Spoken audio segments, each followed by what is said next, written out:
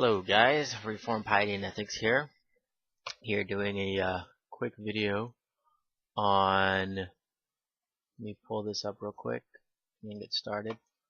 Doing this on the whole Harold camping fiasco. I've been seeing a lot of videos, a lot of comments, blogs on the whole issue. People blaming one thing, other people being critical about other Christians. Atheists being critical about Christians about, like, I told you so, this was going to happen. Anyway, there's just been a lot of ball tossing back and forth.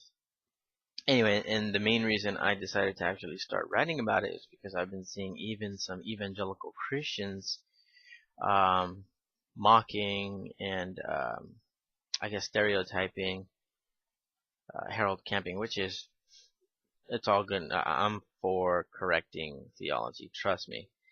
The only problem I have is that most of these Christians today that are correcting and arguing against camping are actually doing the same, hold this a lot of the same ideas that Harold Camping himself holds to, and so I think it's an error that deserves correcting, and I really don't come and make videos correcting people mainly because I'd rather make videos that would enlighten, or people just want to know more about theology. But anyway, so I have an outline set up. I have my Bible here. I'll be using the New King James Version Bible.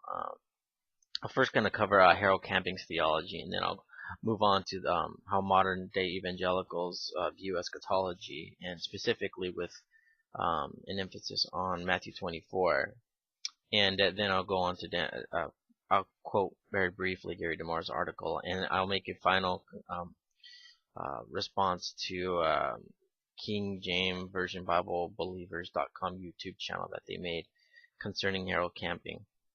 Anyway, so Harold Camping, despite the amount of critical attention the media and Facebook outlets have given to camping, the unifying factor of hysteria and a platform to postulate one's own theology has flooded the internet. People are basically just flooding. It's become an open forum where Christians can now flood the internet with their own ideas, which is fine. I'm all for the public debate, the public forum, and the sharing of their own beliefs. That way, when they come in contact, they can actually debate the issues and come to a resolution, even for themselves. And even if there is no resolution, at least they challenge their own beliefs. So I'm all for the enterprise of opening up and having a discussion in an open forum to discuss their theology, or even debate unbelievers. I think it's great. Second point, Harold Camping is not so far from modern day enthusiasts, as Gary DeMar shows in his article, Why Modern Day Prophecy Theorists Are More Dangerous Than Harold Camping. So I'll be quoting his article later, but I definitely see a correlation between the two, camping and the evangelicals. I think they're more alike than disalike. So number two, this second point, it's going the second point is really going to piss some people off, as the article shows. But I'm going to show that evangelicals, modern day evangelicals, have aligned themselves, although distancing themselves from camping, have a sort of similar hysteria when it comes to end times. So, despite the criticism camping has received during these past 2 days, the main point, the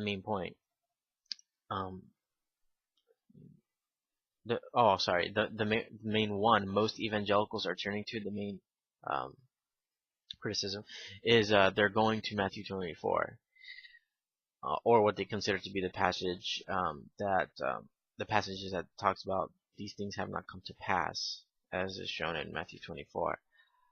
I would venture to say that it doesn't matter, the text, but I'm coming from a all-mill / post-mill rendering of eschatology. So there's going to be that distance between paradigms, the paradigm between the premillennialists, the historic premillennialists, versus the all-mill or post-mill reformed uh, lore of eschatology. So there is a distance between the modern-day evangelical and the Calvinist and his eschatological worldview. In short, eschatology matters. This whole forum is going to be mainly a discussion of eschatological paradigms. And this is a quote from an evangelical. I won't say who it is at first, but I'll say in the end just to show you how egregious of an error this is. Quote, the world isn't quite yet as the 7-year tribulation period that the Bible prophesies. This person said, but he believes it's close. That means the return of Jesus Christ is even closer, he said. There may be some disagreement over the order of the prophetic events, he noted, but there is no division on this one truth, that Jesus Christ is coming back soon. Emphasis on that word, soon. And I'll reiterate that once I actually start quoting from DeMar's article. I'm not one of those date setters, the famed evangelist said. Some Looney Tune will come along and say he's cracked the code. No man knows the day or the hour, but what people can know are the signs of the times, a phrase Jesus coined. According to this person, what are these signs? We see them on the headlines of newspapers. Quick, I just want to pause for a minute here. I hate it when evangelicals do that.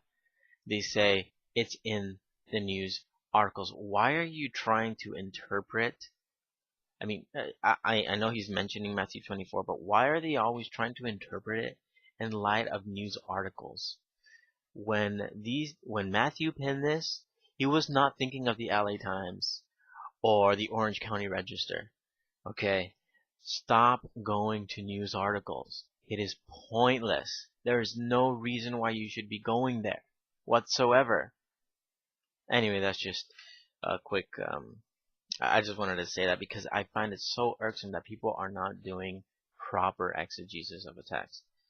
Anyway, this quote, by the way, is by Greg Laurie.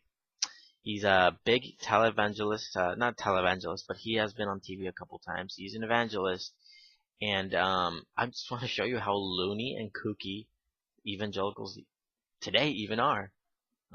It's ridiculous.